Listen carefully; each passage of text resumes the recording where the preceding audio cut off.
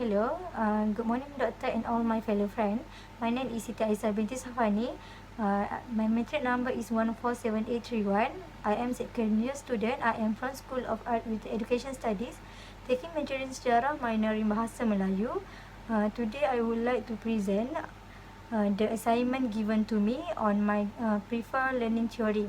I choose behavior learning theory as a very important theory practice in learning to students. The definition of behavior theory is a theory that equates learning with observable and measurable behavior. Every reinforcement performed is the key to success transfer through behavioristic learning. Besides, strong emphasis on stimuli, creating responses and relationship between them. The formation of the basis of learning is through the relationship between stimuli and response.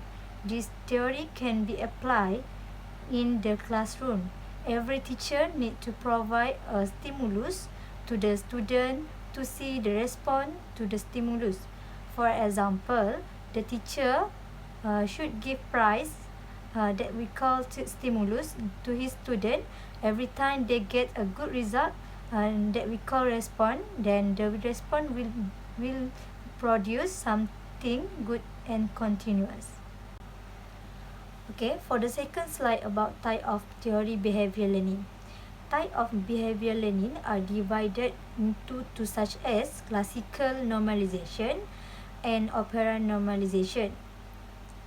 The classical normalization was founded by Ivan Pavlov. Classical normalization can also be applied in the classroom.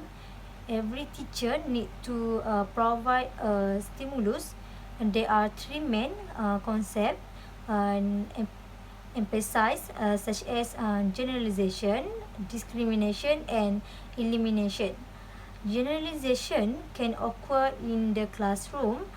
For example, every time a chemical test is conducted, student will feel nervous, and this nervous feeling also exists during the biological test in health, because these two subjects are related to each other.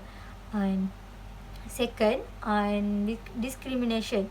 Discrimination test can occur when an individual respond to a particular stimulus only and not to another stimulus. For example, every time a beautiful teacher enter to the classroom, the student will automatically interested in learning, even if the subject being taught is not of interested.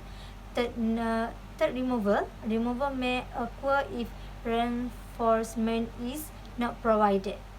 If a behavior is not reinforced through rewards, the behavior may simply disappear. Why? Operant conditioning was founded by B.F. Skinner. According to this operant normalization, the organism produce a reaction because the organism actually acts on its environment through choice. This theory can be applied in the classroom through three ways.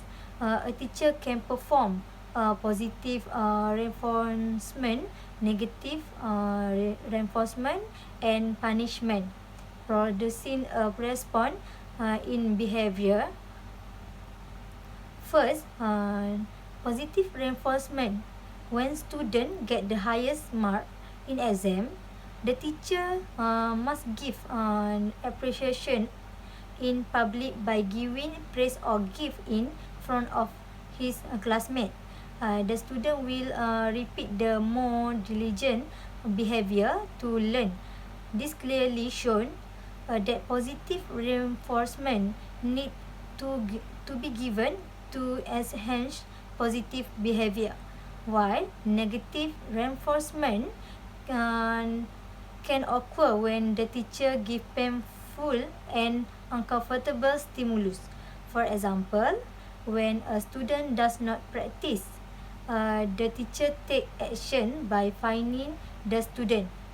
As a result, and the student will always complete the task. Lastly, provide punishment for reducing the recurrence of unwanted behavior. For example, teacher give a punishment by clearing the school toilet. Of course, the negative behavior will be reduced every time the teaching and learning process is carried out.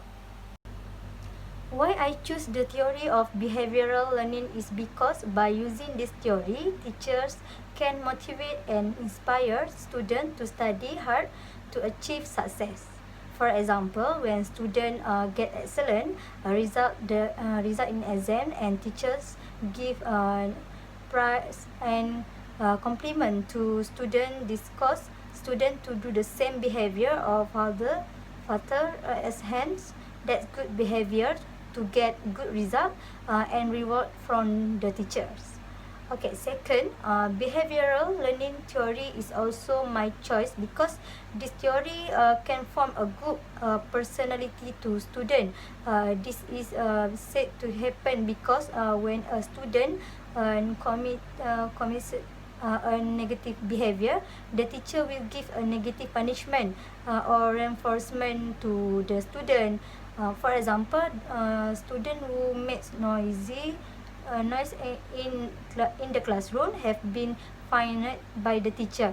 After being punished by the teacher, the student who makes noisy does not repeat the action and the negative behavior will disappear. This situation cause the formation of a good personality to student will result. This theory can help students learn by observing others and modeling behavior.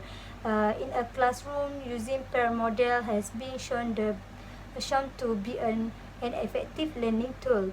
When students model what they observe another student doing, learning takes place. The student who is observing learns that the behavior had either a positive or negative outcome from the model. Setting up a positive model in a classroom is an important teaching method for good behavior. And that's explanation relate to social learning.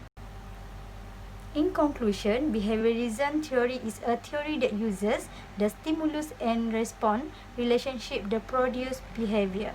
This theory prioritizes measurement because measurement is an important thing to see whether or not such behavior changes. I believe this theory is very important to be practiced in learning. Behavioral learning theory is very helpful for teachers in educating students on their behavior well. I hope you all have fun and understand my presentation today. That's all from me. Thank you, Doctor and my fellow friend. Bye.